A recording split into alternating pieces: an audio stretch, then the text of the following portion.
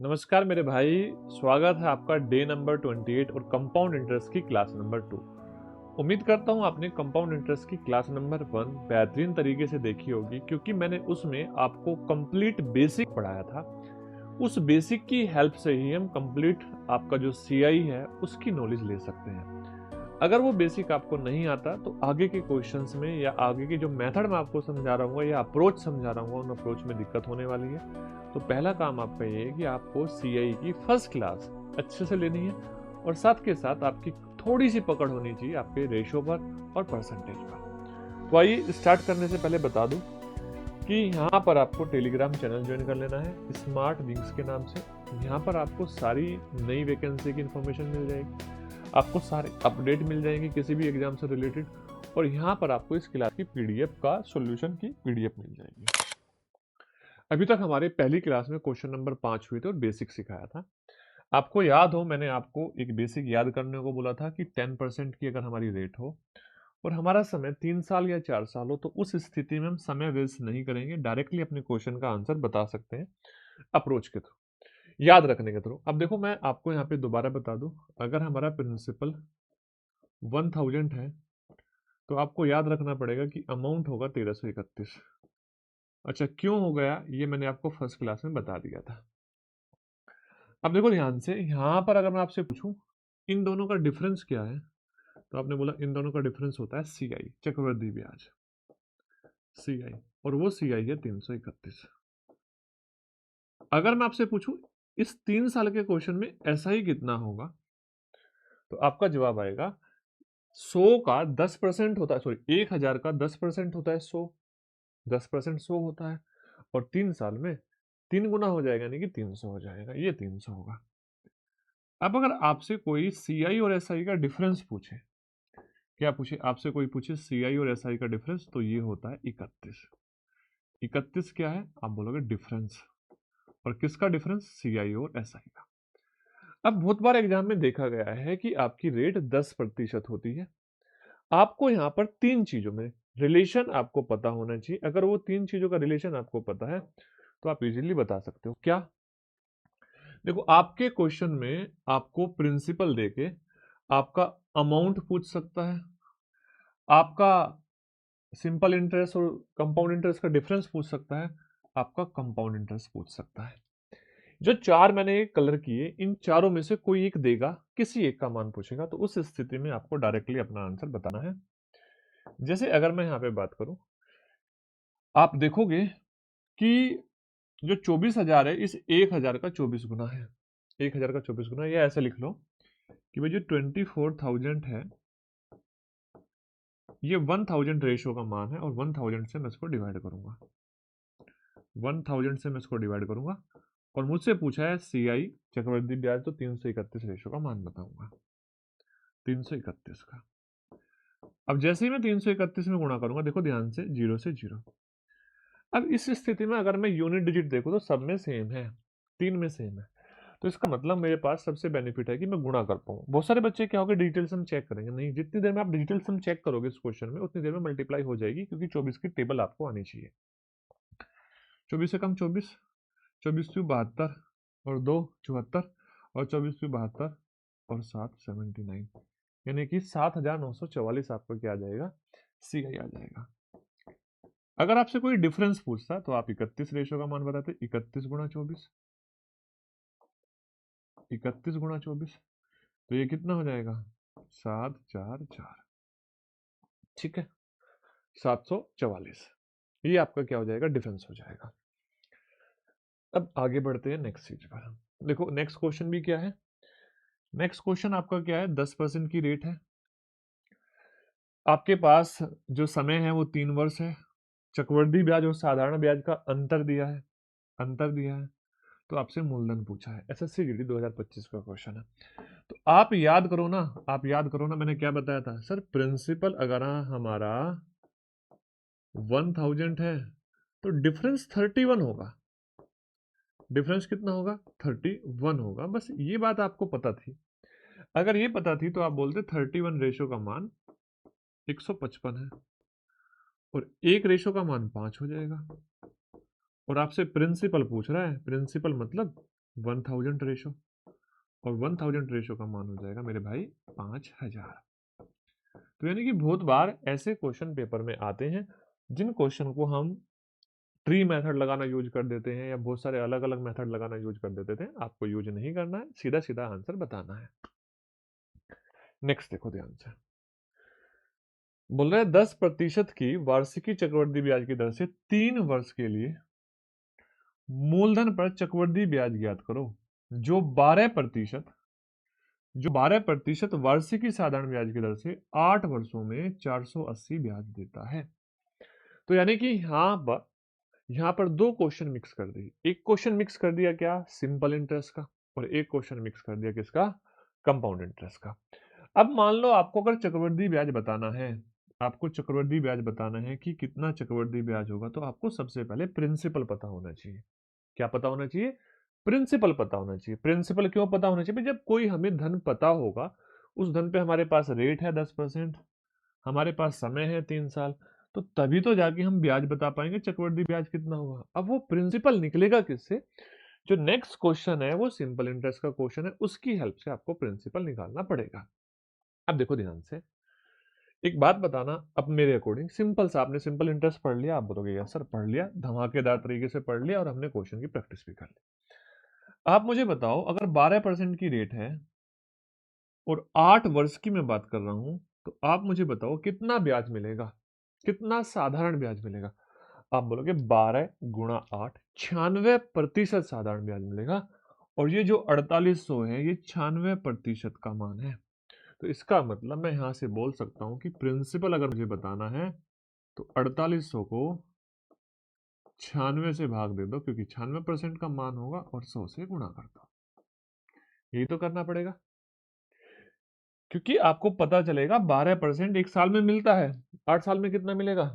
यानी कि मैं आपसे पूछूं कि साधारण ब्याज कितना मिलेगा, तो आपने बोला 12% एक साल में मिलता है, 8 साल में मिलेगा 96%। अब 96% का मान कितना दिया है, 4800। तो 1% का मान बताने के लिए क्या करोगे, 4800 बटे 96 इंटू 100। अच्छा आप देखो ध्यान से, 48 का कितने गुना होता है, दुगुना होता है। तो यानी कि ये जो आएगा कैलकुलेशन हो गया पूरा का पूरा, ये आ जाएगा आपका 5000। कितना आ जाएगा, 5000, या देख लो 96 का 5 गुना 480 होता है, तो ये आ जाएगा 5000। आपको ये पता चल गया 5000 आपका प्रिंसिपल है। और आप ये बताओ, आपको पता क्या है 3 साल के केस में, सर प्रिंसिपल अगर 1000 है तो हमारा जो CI हो जाएगा वो 331 हो जाएगा। अब सिंपल सी कहानी, इस 1000 को हमें कितना बनाना है, 5000, तो कितने गुना, 5 गुना। तो इसमें भी मेरे भाई 5 से गुणा करनी पड़ेगी। जो आपका कंपाउंड इंटरेस्ट है वो भी 5 गुना हो जाएगा। अब 5 गुना हो जाएगा तो 3, 5 एकम 5, 5 3 15, और 5 3 15 एक 16, तो 1655 आपका आंसर आ जाएगा। इस स्थिति में SSC सीरियल 2022 में क्वेश्चन आया 1655। ठीक है, उम्मीद करता हूं आपका कंसेप्ट बिल्कुल क्लियर हो रहा होगा। मैं दोबारा लिखा दूं आपको कुछ चीजों को, ये चीजें आपको पता होनी चाहिए। क्या पता होना चाहिए कि सर अगर हमारे पास रेट 10% है, ठीक है, और टाइम 2 साल है, तो हमें याद रखना है कि जो CI हो जाएगा, याद रखना है, क्या याद रखना है कि अगर प्रिंसिपल 100 है तो हमारा CI हो जाएगा 21। इसको याद रखना, कैसे होगा सारी चीजें डिटेल से बता रहा हूँ मैं। SI कितना हो जाएगा, SI हो जाएगा 20, और इन दोनों का डिफरेंस कितना हो जाएगा, एक CI और SI का डिफरेंस हो जाएगा। अगर हम बात करें, यही चीज कब थी, ये कब थी, ये अब थी आपकी जब 2 साल थे। हाँ 2 साल ऊपर लिख भी दिया मैंने। लेकिन अगर यही चीज मैं बात करूं 3 साल होते, अभी अभी मैंने करा प्रिंसिपल कितना होता, तो आपका जवाब होता 1000। अमाउंट कितना होता, आपका जवाब होता 1331। अच्छा CI कितना होता, आपका जवाब होता 331। SI कितना होता, तो आपका जवाब होता 300। और इनका डिफरेंस कितना होता तो आपका जवाब होता 31। ठीक है, 31। इसी प्रकार से अगर हम बात करें यही रेट है आपकी और समय 4 साल है, तो प्रिंसिपल कितना 1000 या 1000 नहीं 100 से याद रखो, है ना 100। अमाउंट 146.41। अच्छा CI 46.41, SI 40 और CI और SI का डिफरेंस 6.41। ये आपको बातें पता होनी चाहिए थी, ये इंपॉर्टेंट है। आप देख रहे हो यहां से क्वेश्चन पूछे गए हैं। ऐसा नहीं है कि इस क्वेश्चन SSC GD में ही आया है, ऐसा नहीं है कि CHSL में आया है, CGL प्री में भी आया है, बेटा मेंस में भी यहां से क्वेश्चन पूछे गए हैं। ठीक है, मे बी क्वेश्चन आगे आ भी जाए। देखो नेक्स्ट क्वेश्चन देखो, क्वेश्चन है अरुण ने जयश्री से 10% प्रति वर्ष की दर से चक्रवृद्धि ब्याज पर 9,000 रुपए उधार लिए और 2 वर्ष के बाद सभी बकाया चुकाने के लिए अरुणा द्वारा कुल कितनी राशि उधार ली गई। देखो बेटा हमेशा एक बात ध्यान रखना, 10% रेट है आपकी, तो इसका मतलब क्या है कि आपका जो प्रिंसिपल है वो आपका प्रिंसिपल 10% बढ़ जाएगा हर साल। अब यहां से दो तरीके हैं, आपने परसेंटेज पढ़ा था, परसेंटेज में सक्सेसिव पढ़ा था, 2 बार 10-10% बढ़ेगा। उसके दो तरीके होते हैं, पहला तरीका होता है कि आप रेशो मेथड से कर दो और दूसरा तरीका होता है आप सक्सेसिव का फॉर्मूला बेस से क्वेश्चन कर दो। मेरा मानना यह है कि अगर यहाँ पर आप देख पा रहे हो ये चीजें बहुत नंबर बहुत आसान सा है और जिसको आप सक्सेसिव में इजीली कैलकुलेट कर पा रहे हो तो सक्सेसिव से कर दो। अगर आपको लग रहा है ये टफ है तो आप इसको रेशो से कर दो। तो मैं यहाँ पे आपको दोनों चीज बताऊंगा। पहले मैं आपको बताऊंगा रेशो मेथड। कौन सा मेथड? Ratio method. अब जब रेशो मेथड की बात आएगी और आप ये चीज जानते हो, मैंने रेशो मेथड में आपको सोल्व कराई भी थी। मैंने बोला था आपकी रेट है 10%। देखो वो 21 तो याद होगा ही होगा, लेकिन उसके साथ साथ में मुझे आगे भी चीजें सिखानी है क्योंकि हमेशा 10% नहीं रहेगी, बदलेगी 10%। और 10% की फ्रैक्शन कितनी होती है? 1/10। तो आपका जवाब आएगा सर अगर हमारा प्रिंसिपल 10 था तो हमारा जो अमाउंट है वो हमारा 11 होना चाहिए। और ऐसा होने के लिए हमें जो समय लगा वो समय लगा 1 साल। और आपके क्वेश्चन में जो समय है वो समय है 2 साल। अब बस आपको इतनी सी बात ध्यान रखनी, अगर समय को डबल करेंगे तो ये जो भी रेशो यहाँ पे बैठा है ये स्क्वायर की फॉर्म में चला जाएगा। किसकी फॉर्म में चला जाएगा? स्क्वायर की फॉर्म में। तो स्क्वायर की फॉर्म का मतलब 10 का स्क्वायर 100 और 11 का स्क्वायर 121। 11 का स्क्वायर 121। यस या नो? ये रेशो बन जाएगा।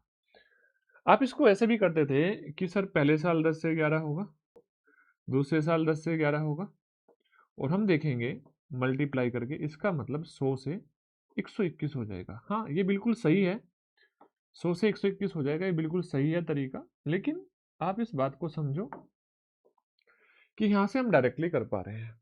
दोनों की चीज का हमें यूज करना पड़ सकता है। जब अलग अलग रेट होगी तो हमें नीचे वाले मेथड का भी यूज करना पड़ेगा और जब सेम है तो हम ऊपर वाले से कर सकते हैं। अब आप बताओगे यहां से कि आपने देखा जो ब्याज मिला वो 21 मिला, ठीक है, कितना मिला? 21। क्या आपसे ब्याज के बारे में पूछ रहा है? आप बोलोगे नहीं, वो पूछ रहा है कि कितनी राशि चुकाई। अब आप देखो अगर मैं इस राशि को 9,000 बनाना चाहूं, 100 को 9,000 बनाना चाहूं तो क्या करना पड़ेगा? इस 100 में 90 से गुणा करना पड़ेगा। कितने से गुणा करना पड़ेगा? 100 में 90 से गुणा करना पड़ेगा और हो जाएगा ये 9,000। इसी प्रकार से यहां पे भी आप देखोगे इसमें भी 90 से गुणा कर दो। तो देखो ध्यान से, एक जीरो आएगी, 9 एकम 9, 9 दूनी 18 और 9 एकम 9 और 1 10। तो 10,890 आपका अमाउंट बन जाएगा। ये तो वो तरीका था जो रेशो मेथड को मैंने आपको बताया था। लेकिन जब आपका समय 2 साल हो तो आप सक्सेसिव लगा सकते हो। क्या लगा सकते हो? उस टाइम पर आप सक्सेसिव लगा सकते हो। तो हमें सक्सेसिव मेथड भी आना चाहिए। ठीक है, सक्सेसिव मेथड भी आना चाहिए। अब देखो ध्यान से, फॉर्मूला फॉर्मूला क्या होता है सर? अगर हमारी रेट, ध्यान रखना बेटा, रेट A% है, बड़े ध्यान से बात समझना, A%, तो जो ये 2A होगा ना, फॉर्मूला कौन सा लगेगा आपका? आपको याद होना चाहिए, x प्लस वाई और प्लस एक्स वाई अपॉन 100। लेकिन इसमें एक बात आपको समझ में आनी चाहिए कि x का मान भी a है और y का मान भी a है। तो यहाँ पे जो फॉर्मूला लगेगा वो ये लगेगा कि 2a प्लस ए स्क्वायर अपॉन 100%। यस या नो? ये आपका क्या हो जाएगा? ये आपका हो जाएगा CI। यस या नो? कितना हो जाएगा? CI हो जाएगा 2 साल के केस में। अब देखो, आपकी रेट अगर 10% है, अगर रेट 10% है, आप मुझे बताओ CI कितना हो जाएगा? सर 10 का दुगना, 10 का दुगना कितना? 20। 10 का दुगना कितना? 20 प्लस 10 का स्क्वायर 100 बटे 100। अच्छा, 10 का स्क्वायर जो भी आ रहा है उसमें 2 स्थान पे दशमलव भी लगा सकते थे, तो ये आ जाएगा 21% ब्याज मिलेगा। कितना परसेंट ब्याज मिलेगा? 21% ब्याज मिलेगा। और जब 21% ब्याज मिलेगा तो इसका मतलब आपका प्रिंसिपल अगर 100 है तो वो जो अमाउंट बनेगा वो 121 बन जाएगा। कितना बन जाएगा? 121 बन जाएगा। और यहां से आप कंपेरिजन करके अपना आंसर बता सकते हो। कौन सा आंसर था? 10,980, यही था ना शायद? 10,890, 980, 890, 890। Option number B correct answer आपका हो जाएगा। अब इस बात को ध्यान से समझ लो, अगर आपके पास कोई भी रेट है, मान लो, देखो, मान लो आपके पास रेट है 2%, ठीक है, और मैंने बोला यहां से आपसे मुझे इसका CI आपको डायरेक्ट बताना है। देखो ध्यान से, 2 + 2 4, आपने बोला यस सर। 4 में क्या जुड़ेगा? 2 का स्क्वायर बटे 100, 2 का स्क्वायर 4 होता है, और 4 को बटे 100 करोगे तो 2 स्थान पर दशमलव आ जाएगी, 04। अगर आपकी रेट 3% है तो 3 का दुगना, आपने बोला 6, 3 का दुगना 6। अच्छा, 3 का स्क्वायर 9 और 2 स्थान पे दशमलव, इतना परसेंट आपको ब्याज मिल जाएगा। अगर आपकी रेट 4% है और 2 साल लगाना था तो 4 का दुगना 8 और 4 का स्क्वायर 16, और 16 में 2 स्थान पे दशमलव, 16 में 2 स्थान पे दशमलव, ये आपका आंसर आ जाएगा। 5 है रेट, अगर आपकी रेट 5% है तो 5 दूनी 10, 5 का स्क्वायर 25 और 2 स्थान पे दशमलव, तो यानी कि 0.25 हो जाएगा, उसको जोड़ देंगे तो 10.25।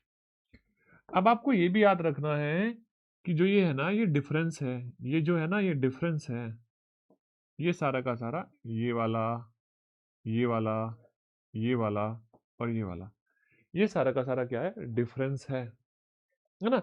दशमलव के बाद वाली वैल्यू फिलहाल के लिए तो डिफरेंस है, आपको पता होनी चाहिए। मान लो मैं आपसे बोल दूं कि रेट हमारी कितनी थी? रेट थी हमारी 6%, तो 6 का दुगना 12 और 6 का स्क्वायर 36, डायरेक्टली बता पा रहे होंगे।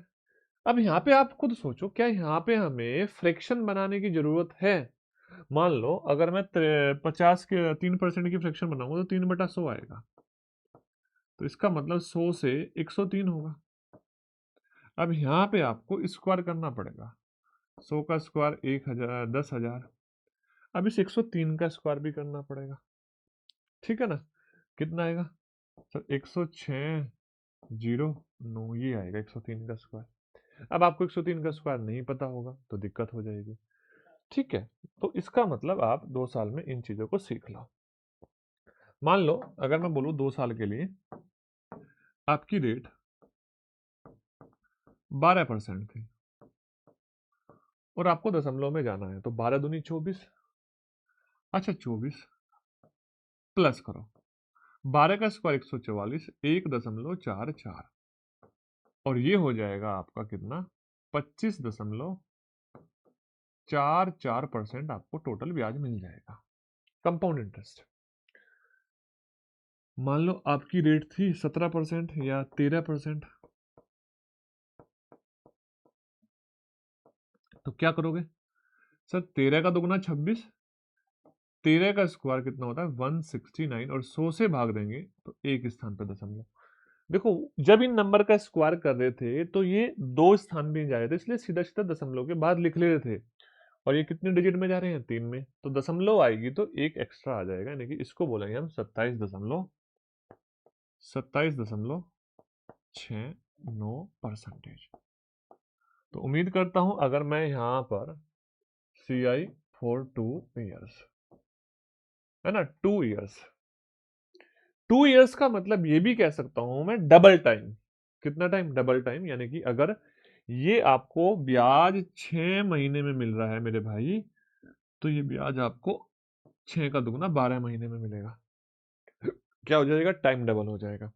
अगर ये ब्याज 3 महीने में मिल रहा है, कितने महीने में, 3 महीने में, तो ये ब्याज आपको 6 महीने में मिलेगा, 3 का डबल, कितने महीने में, 6 महीने में। अगर रेट ऑफ इंटरेस्ट यहाँ पर 6% 3 महीने में मिल रहा है, तो 3 का डबल 6 महीने में मिलेगा, यानी कि डबल हो जाएगा जिस रेट को हम अप्लाई कर रहे हैं। ठीक है, आगे बढ़ते हैं, बात को ध्यान से चीजों को समझते हैं। देखो 10,000 की रुपए की राशि पर 2 वर्षों के लिए 4% की दर से चक्रवृद्धि ब्याज क्या होगा, बताओ।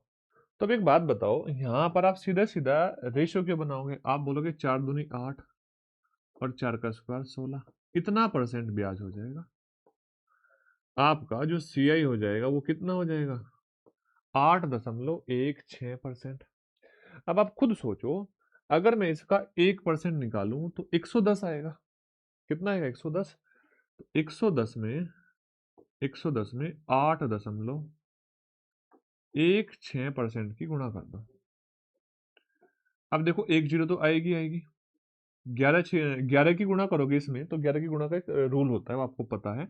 यहाँ पे 6 और 1 7, 1 और 8 9 और यहाँ पे 8 और दशमलव लग जाएगी कितने स्थान पे, 2 दशमलव में, 2 स्थान पे, तो 897.60 आपका क्या हो जाएगा, चक्रवर्ती ब्याज हो जाएगा।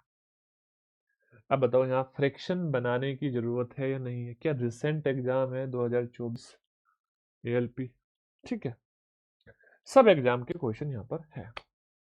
देखो बोल रहा है Sora deposit 75,000 with a finance company for 3 year and interest of 12% per annum compounded annually, what will be the compound interest Sora get in 3 years. तो बताओ 3 साल में जो सोरा है वो कितना परसेंट इंटरेस्ट प्राप्त करती है। देखो क्वेश्चन क्या है, आप ध्यान से बात समझना। अगर आपके पास समय 3 साल है, 3 साल है, तो आपको पास दो रास्ते हैं, आपके पास दो रास्ते हैं। दो रास्ते क्या है कि आप यहां पर रेशो से कर लो और आप यहां पर एक फॉर्मूले से कर लो। अब दिक्कत यही है कि आपको फॉर्मूला भी नहीं आता इसका 3 साल का, और आपको 3 साल का रेशो भी नहीं आता।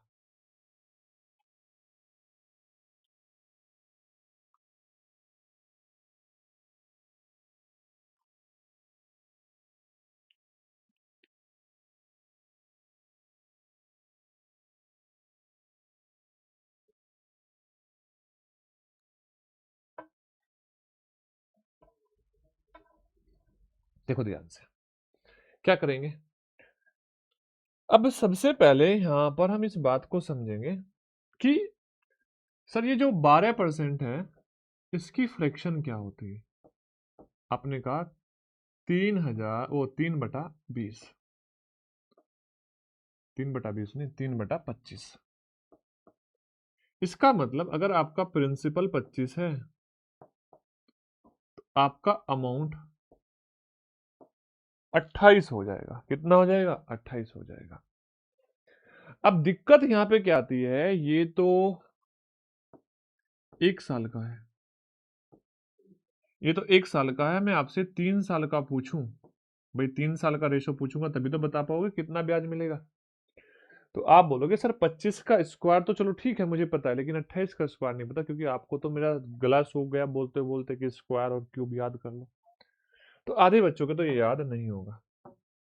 ठीक है, कितना होगा ये होगा 21,952। और 25 का क्यूब होगा 15,625।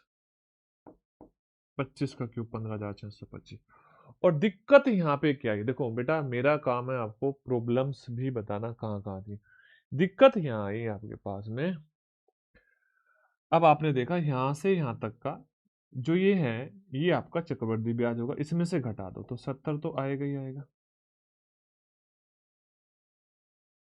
अच्छा 21,952 हो जाएगा, ये मैंने गलत लिख दिया। ठीक है, यहाँ पे क्या आएगा, 2 में से 5 घटाओगे तो आएगा 7। ठीक है, अच्छा यहाँ पर 12 में से 5 घटाओगे 7, तो 4 में से 2 घटाओगे तो 2, यहाँ पर 3 और यहाँ पर 6।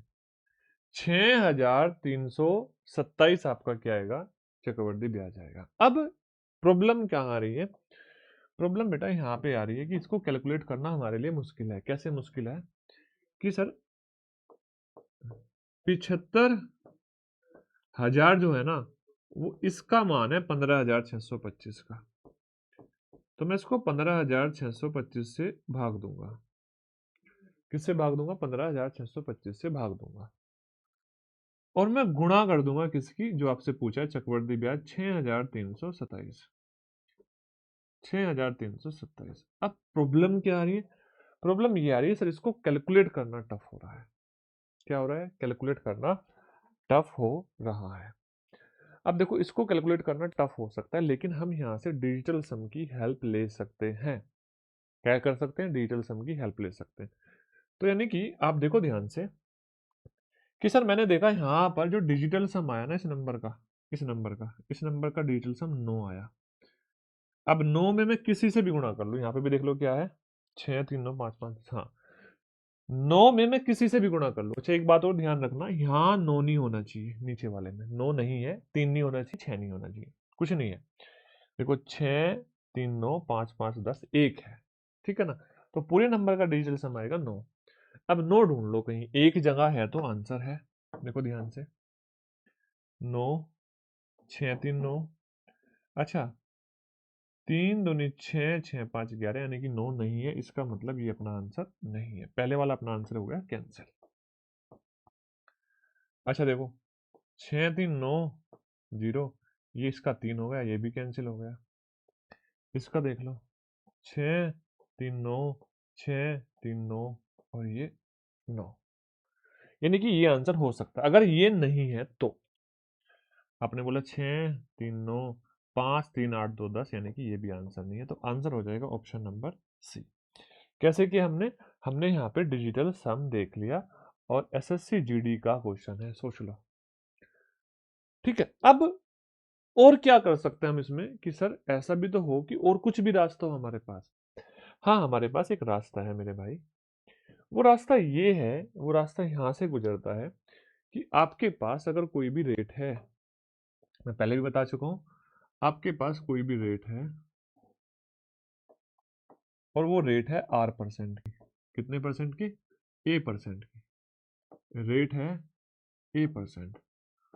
और मान लो यहाँ पर ये ईयरली है, वार्षिकी है। तो आपको यहाँ से इस बात को समझना है कि अगर आपका टाइम 3 साल है तो आपको एक फॉर्मूले को याद रखना है, और वो फॉर्मूला क्या है, वो फॉर्मूला क्या है, 3a.3a² और यहाँ पे a³। इस फॉर्मूले को याद रखना है। क्या करना है, इस फॉर्मूले को याद रखना है। चलो ध्यान से देखो, अगर मैं आपसे बोलूं कि हमारी रेट सर थी 12%, हमारी रेट क्या थी 12%, और जो टाइम था वो 3 साल था, टाइम था 3 साल। अच्छा 12% से नहीं करते, छोटे नंबर से पहले करते हैं। कितने से करते हैं, छोटे नंबर से। जैसे मान लो टाइम तो हमेशा 3 साल ही है, मैंने बोला हमारी रेट थी 4%, तो आपने देखा 4 तिया 12 दशमलव, 4 का स्क्वायर 16 और 16 तिया 48, और आगे 4 का क्यूब 64। अब आपको पॉइंट ये ध्यान रखना है कि जब आप इस दशमलव और इसके बीच में नंबरों को रिप्लेस कर रहे होंगे तो ये याद रखना है कि पीछे वाले नंबर में, जैसे कि यहाँ पर 2 डिजिट है, ये मिनिमम 2 डिजिट आपको रखनी पड़ेगी, या तो ये आ जाएगी या ये आपको बनानी पड़ेगी। जैसे एक क्वेश्चन, एक नंबर और ले लूँ मैं, मान लो 3%, आप तब समझ से आ जाओगा। 3 तिया 9, 3 तिया 9, 9 तिया 27, बेटा 3 तिया 9 तिया 27, अच्छा 3 नहीं लेते, 2 लेते हैं, क्योंकि 3 में तो आ गए 2 डिजिट, 2%। 2 दूनी 4, 2 तिया 6, ठीक है। 4 साल 5 साल की भी बात करेंगे, अभी समझो। 2 तिया 6, अब देखो आप यहां पर 3, 4 तिया 12, 2 का स्क्वायर 4, 4 तिया 12, और 2 का क्यूब 8। इस 8 को मैंने लिखा 2 स्थान में। कितने स्थान में, 2 स्थान में। एक मैंने नंबर लिया 7, कितना लिया बेटा मेरे भाई, 7।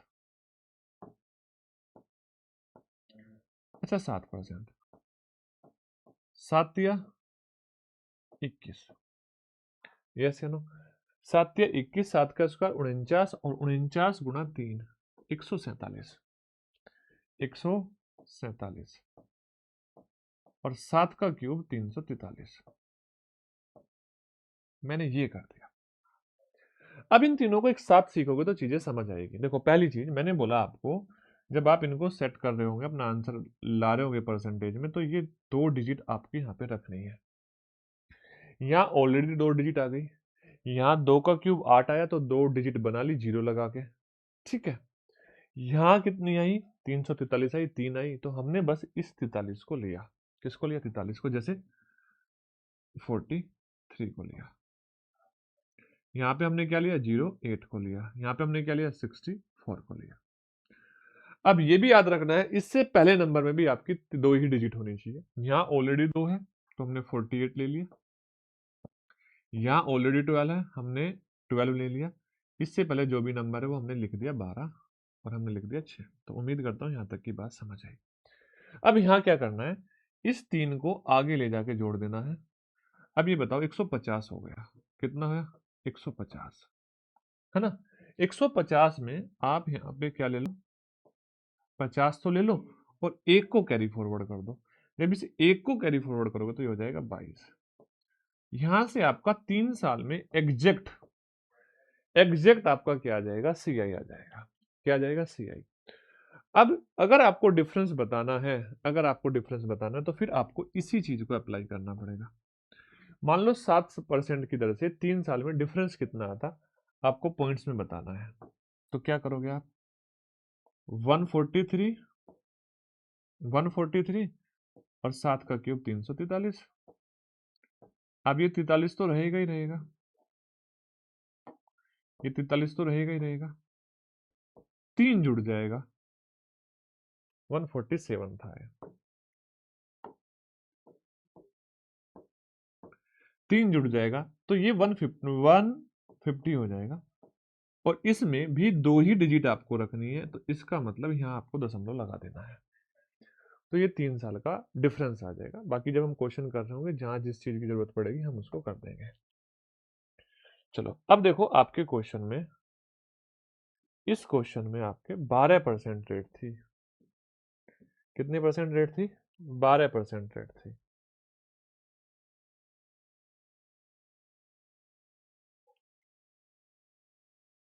चलो अब अगर 12% रेट थी मेरे भाई, तो आपने बोला सर रेट है हमारी 12%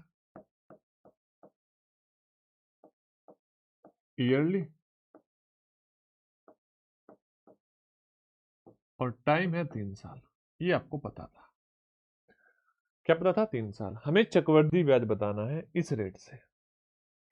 तो देखो ध्यान से, हम इस फॉर्मूले का यूज करेंगे 3a.3a² और a की क्यूब, इसका यूज करेंगे। या इसका यूज करने का लॉजिक क्यों पता चला? क्योंकि जब हम 25 का क्यूब करेंगे वो इसको डायरेक्टली नहीं काट पा रहा होगा, किसको? 75,000 को। तो कॉम्प्लिकेटेड डाटा बन सकता है। यहाँ तो एक ही ऑप्शन में डिजिटल सम कितना था? 9 था। बाकी 2 में भी हो सकता है और 3 में भी हो सकता है। चलो अब देखो ध्यान से, आपने बोला 12 तिया 36, 12 तिया 36 दशमलव। अच्छा, 12 12 144, 144 का 3 गुना, तो ये हो जाएगा 432 और 12 का क्यूब 1728। ठीक है। अब देखो यहां से ये 28 है, 17 में जुड़ गया तो 32 में जुड़ेगा, 49 आएगा। 32 में 17 जुड़ेगा, 49 आएगा। 4 इसमें जुड़ जाएगा, 36 और 6 40। तो मैं आपसे ये कहना चाह रहा हूं, अब आप यहां से अपना आंसर बता सकते हो।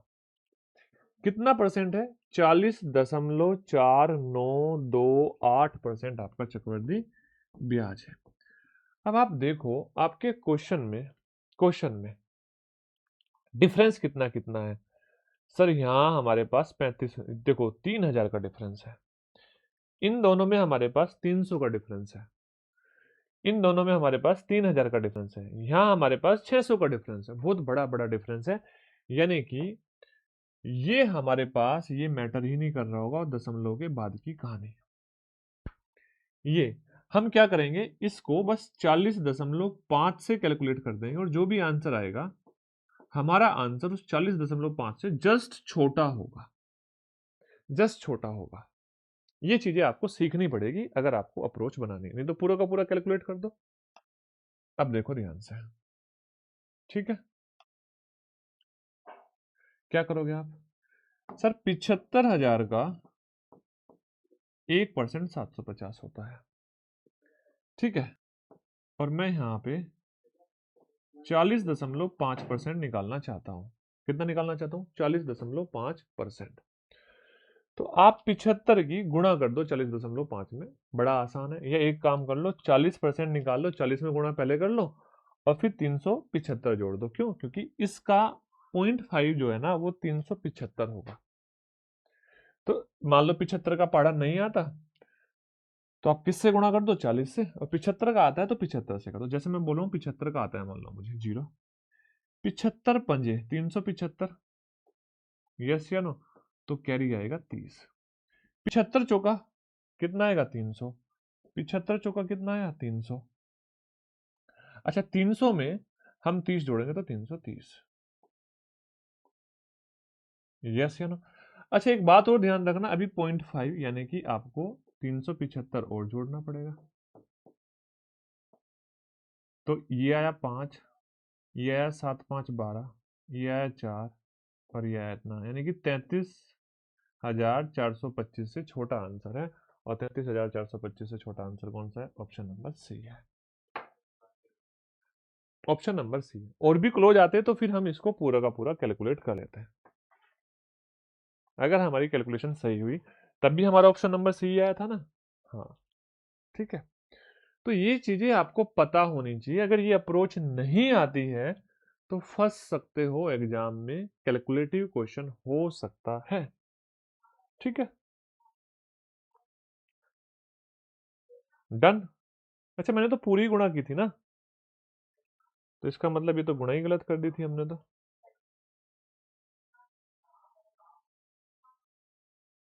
ठीक है। 375, देखो दोबारा करता हूँ गुणा। ये गुणा हमने गलत कर दी।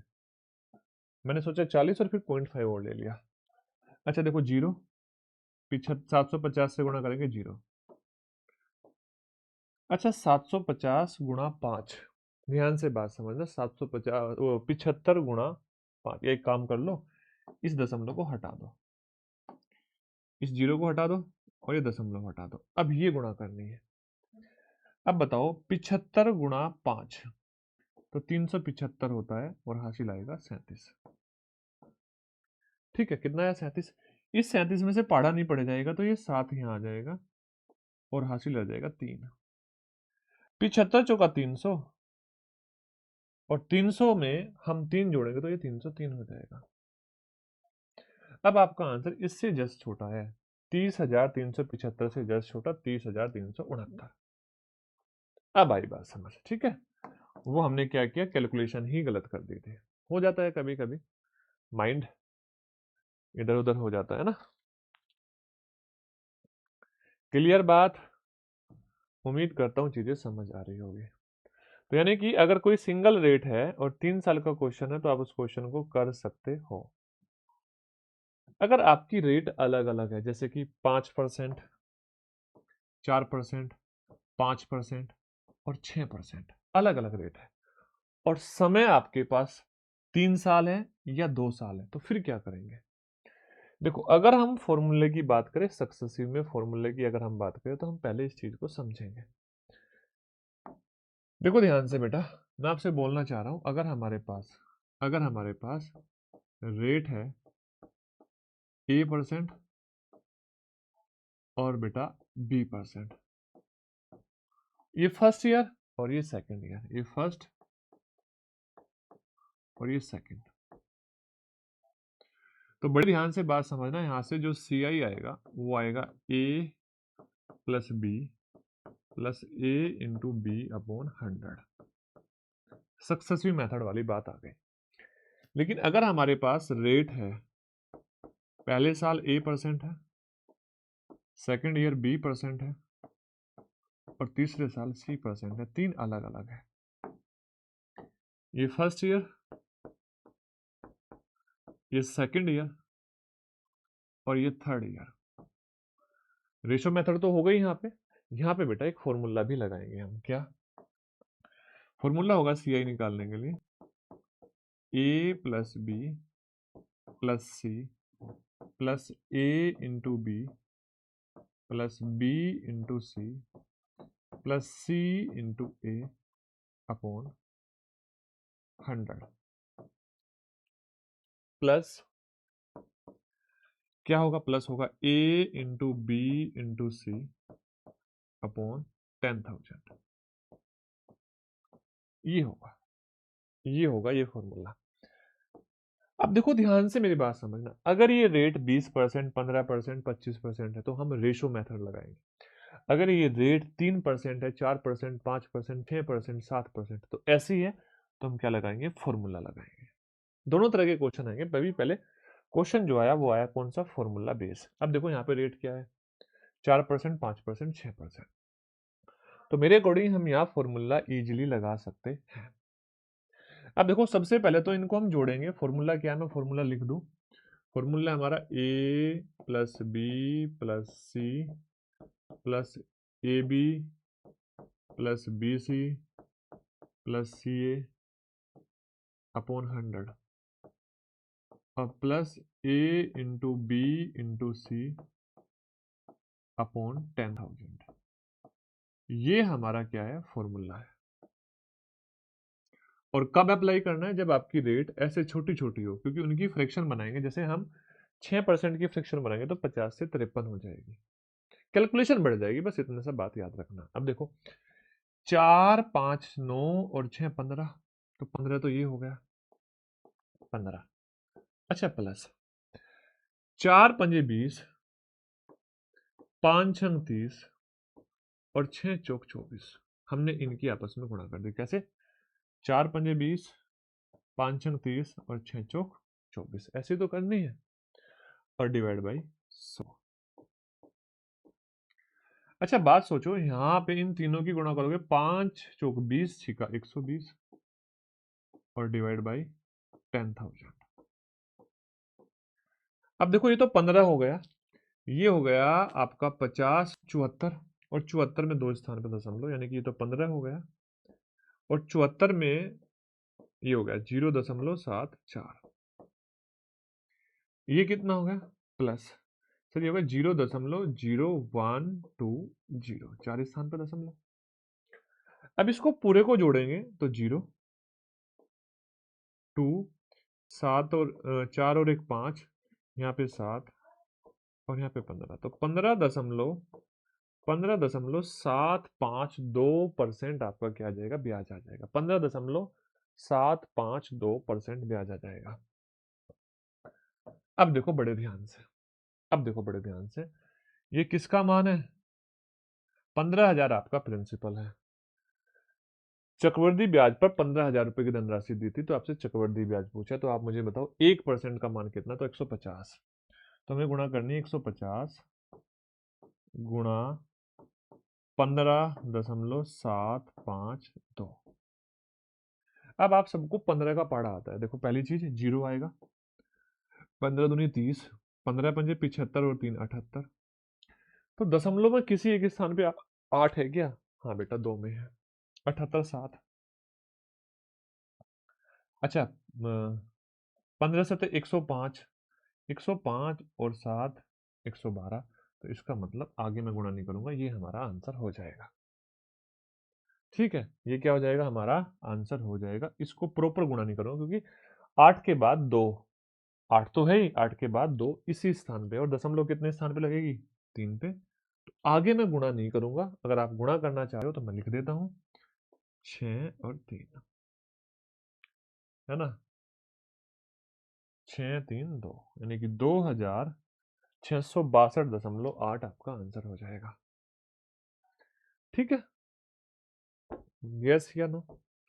आप यहां से ऐसा भी करके देख सकते थे कि जो नंबर 3 का मल्टीपल हो, एक नंबर, पॉसिबिलिटी कम है बट करके देख सकते थे। एमटीएस में क्वेश्चन आया था। नेक्स्ट क्वेश्चन देखो, एसएससी जीडी में आया, 5%, 6% और कितना 8%, तो चक्रवृद्धि ब्याज आपसे पूछा है 5 6 और 8। बताओ बेटा, तो मैं आपको होमवर्क दे दूं, आप इसको कैलकुलेट करना, ये होमवर्क है। इस होमवर्क का आपको आंसर बताना है, क्वेश्चन नंबर 13 का आपको क्या बताना है, आंसर बताना है। लिखना है क्वेश्चन नंबर 13 और कमेंट में उसका क्या बता देना है, सर आंसर दिस। ठीक है, चलो आगे बढ़ते हैं। ये क्वेश्चन आप कर सकते हो। 12% की दर से 2 वर्ष में, 12% की दर से 2 वर्ष में 31,250 रुपए की धनराशि का चक्रवृद्धि ब्याज बताओ। अब देखो मेरी बात बड़े ध्यान से सुनो, मैंने यहां देखा ये प्रिंसिपल है 31,250, मेरे दिमाग में ये तो आएगा कि सर इसकी फ्रैक्शन 3/25 है, 3/25 है। आप बोलोगे हाँ सर। अब देखो जब हम 2 साल करेंगे तो प्रिंसिपल का स्क्वायर होगा 625, और ये 625 का मल्टीपल है, तो इसका मतलब, या क्यूब करेंगे, मल्टीपल है, तो इसका मतलब हम यहां से फॉर्मूला ना लगा के यहां से हम रेशो लगाएंगे। समझो ध्यान से, यहां से क्या लगाएंगे, रेशो लगाएंगे। दूसरी चीज, इस बात को समझ लो, जो ब्याज की दर है वो 8 मासिक है। लो ये तो और भी आसान हो गया, 8 मासिक है। कितने मासिक है, 8 मासिक।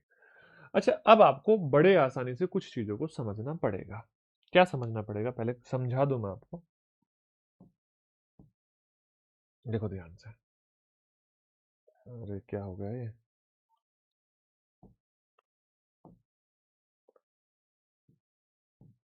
देखो ध्यान से, मैंने बोला आपकी इस बात को समझो, इस बात को समझो। अगर आपकी रेट x% है, यस या नो, x%, याद रखना बेटा, ध्यान से बात समझना, और आपका जो टाइम है वो 2 साल है, और ये x% ईयरली है। क्लियर है बात, x% ईयरली है। तो आप मुझे ये बताओ, मैंने बोला आपको अगर मैं यहां पर कैलकुलेट करूं हाफ ईयरली, तो कैसे कैलकुलेशन की जाएगी, आप इस बात को समझ लो। बस इतनी सी बात को समझ लो।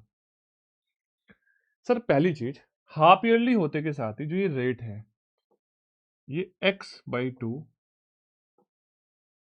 हाफ ईयरली हो जाएगी। हाँ या ना? हाफ, अंग्रेजी में गलत लिख दिया मैंने।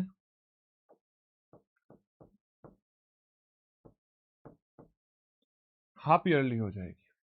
क्यों हो जाएगी? सर हाफ ईयरली है तो x/2 हाफ ईयरली है। अगर हम बात करें क्वार्टरली की,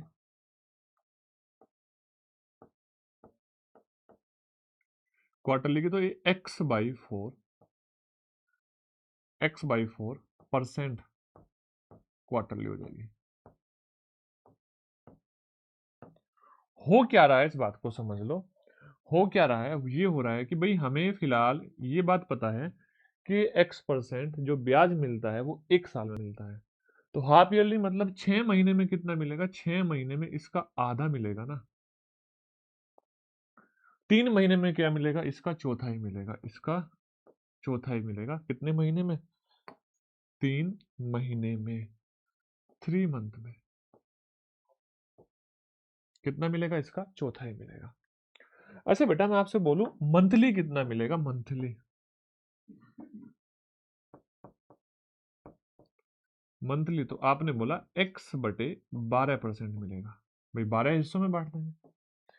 एक बच्चा बोला सर नहीं मंथली नहीं चाहिए मुझे, मुझे चाहिए 5 मंथली। कितने मंथली? 5 मंथली। रेट 5 मंथली चाहिए। तो मैंने बोला x/12 1 महीने का है, 5 मंथली चाहिए तो 5 से मल्टीप्लाई कर दो, इतना मिलेगा। एक बोला नहीं सर मुझे तो कितना चाहिए? 8 मंथली चाहिए। 8 मंथली का मतलब क्या है बेटा? यहां पर मैं ये बात समझ रहा हूं कि 8 महीने बाद कंपाउंड इंटरेस्ट जो होगा वो आपके प्रिंसिपल में ऐड हो जाएगा। तो कितना होगा? यहां से आप समझोगे x/12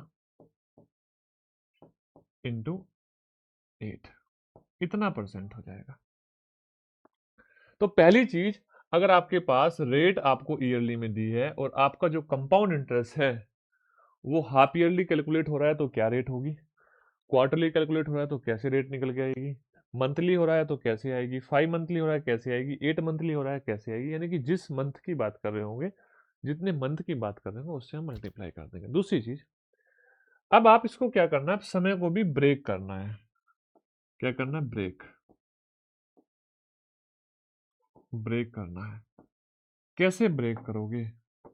कैसे ब्रेक करोगे इस बात को समझ लो।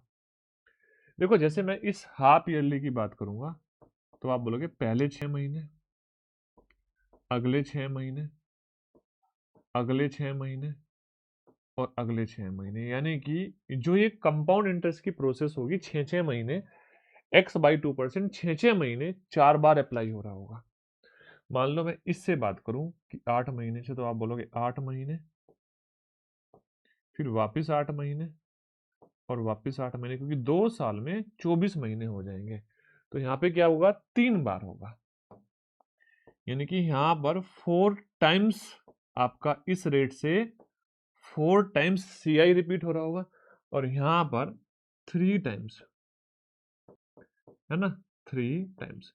इसका मतलब ये है जो फ्रैक्शन इस रेट से बन रही होगी ना उसका पावर 4 करनी पड़ेगी, तो अपने आप इसका ब्याज आ जाएगा, रेशो आ जाएगा प्रिंसिपल और अमाउंट का। जो फ्रैक्शन इस रेट ऑफ इंटरेस्ट से बन रही होगी उसमें हमें क्या करना पड़ेगा? क्यूब करना पड़ेगा, अपने आप ही आ जाएगा। ठीक है, देखो ध्यान से अपने क्वेश्चन पे। ये तो मैंने कराई दिया था होमवर्क में। अच्छा नेक्स्ट क्वेश्चन देखो। अब यहां पर एक मिनट, इसको देखो।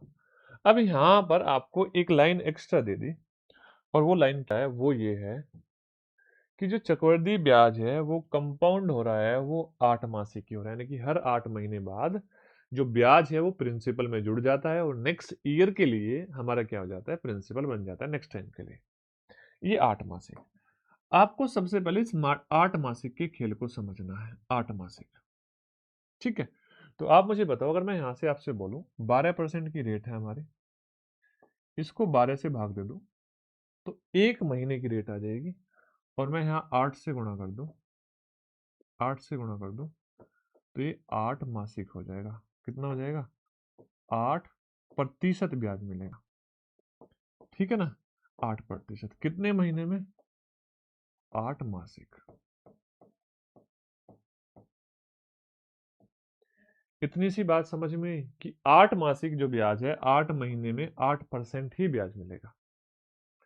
8% ही ब्याज मिलेगा। ठीक है?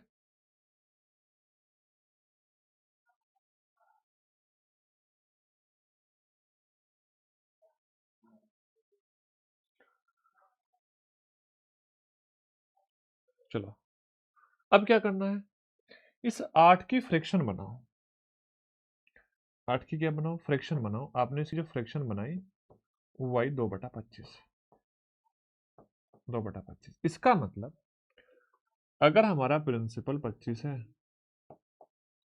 तो हमारा अमाउंट 27 होगा, लेकिन मेरे भाई ये 8 महीने में होगा। अब हमारे पास 24 महीने हैं। 2 साल मतलब 24 महीने हैं। 2 साल मतलब 24 महीने हैं। तो अब हमें यहां पर इसका क्यूब करना पड़ेगा। अच्छा, 27 का क्यूब 19,683 होता है। 25 का क्यूब 15,625 होता है। 15,625 होता है। हमें क्यूब पता होना चाहिए। अब देखो ध्यान से, कितना ब्याज मिल रहा है, आप इसमें से इसको घटा दोगे। 13 में से 5 जाएगा तो 8। यस या नो? 8। अच्छा, यहाँ पे क्या हो जाएगा? 7। 7 में से 2 जाएगा तो 5। 6 में से 6 जाएगा 0। और 9 में से 5 जाएगा 4, यानी कि 4,058 आया। 4,058। अब आप देखो, आपका प्रिंसिपल इस प्रिंसिपल का डबल है। डबल है। 31,250। तो इसका डबल करेंगे तो 31,250 आएगा। और आपका चक्रवृद्धि ब्याज भी मेरे भाई इसका डबल कर देंगे तो 8,116 आ जाएगा। 8,116 option number C correct answer हो जाएगा। एसएससी सीजीएल मेंस का क्वेश्चन था। करेक्ट आंसर हो जाएगा। ये आपका 40 नंबर क्वेश्चन का बिल्कुल सही उत्तर हो जाएगा।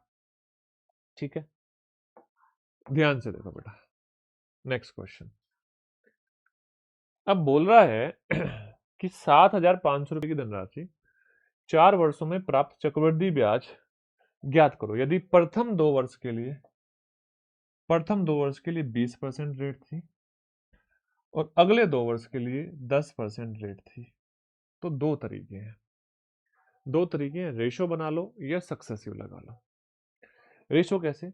जैसे आप 2 वर्ष में 20% का निकालोगे ब्याज तो 44 आ जाएगा, और यहाँ कितना आ जाएगा? 21 आ जाएगा। तो 44 और 21 का सक्सेसिव निकाल के परसेंटेज में चले जाना और अपना आंसर बता देना। चलो 1 मिनट को मैं करके बता रहा हूँ। इसको थोड़ा ऊपर करूंगा ताकि मुझे ऑप्शन दिख पाए। ठीक है, पहला तरीका रेशो। देखो, रेशो। अच्छा, 20% की फ्रैक्शन होती है मेरे भाई 1/5। तो देखो, इसका मतलब अगर प्रिंसिपल 5 है तो आपका अमाउंट 6 हो जाएगा पहले साल में। 2 साल है, दूसरे साल भी 20% होगी तो 5 से 6 हो जाएगा। 10% की फ्रैक्शन 1/10, तो ये 10 से 11 हो जाएगा और वापस 10 से 11 हो जाएगा। 4 साल हो गए, इनकी मल्टीप्लाई करता हूं। अब देखो, ये 36 आया। 36 आया। अच्छा, 36 की 11 में गुणा करोगे 396 आएगा, और 396 की 11 में गुणा करोगे तो 6।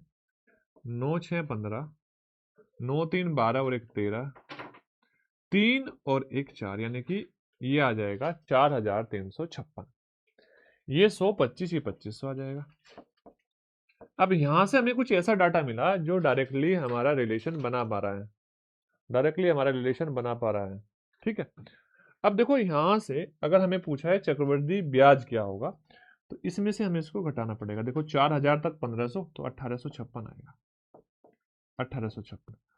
और जो 7500 है, 7500 नहीं, ये है ना 7500, हाँ 7500, इसका 3 गुना है, तो आपका ब्याज भी इसका 3 गुना होगा।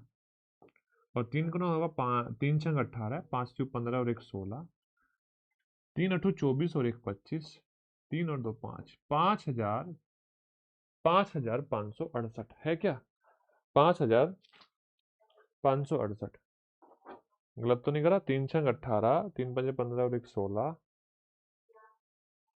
अजी 3 अठू 24 और 1 25, 3 और 2 5, यही है ऑप्शन में, कहीं टाइपिंग एरर तो नहीं है? ये जोड़ में गलत कर दिया, 1856, गुणा में गलत तो नहीं करा? 6 9 और 5, 6 15, 9 3 12, सही है। तो यही आंसर है आपका, ठीक है। हो सकता है कि यहाँ पे कुछ टाइपिंग में उल्टा सीधा टाइप हो गया होगा, चलो फिर भी चेक कर लेना आप अपनी कैलकुलेशन भी। डन है।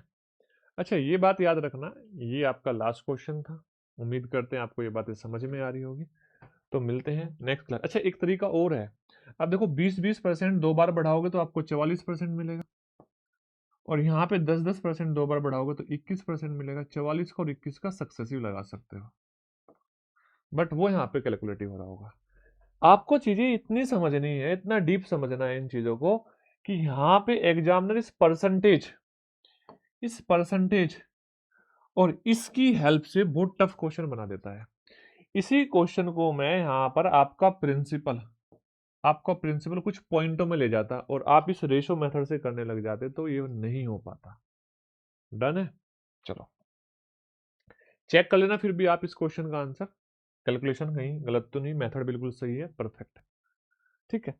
चलो कल मिलते हैं नेक्स्ट क्लास में, तब तक के लिए टाटा बाय बाय, जय हिंद जय भारत।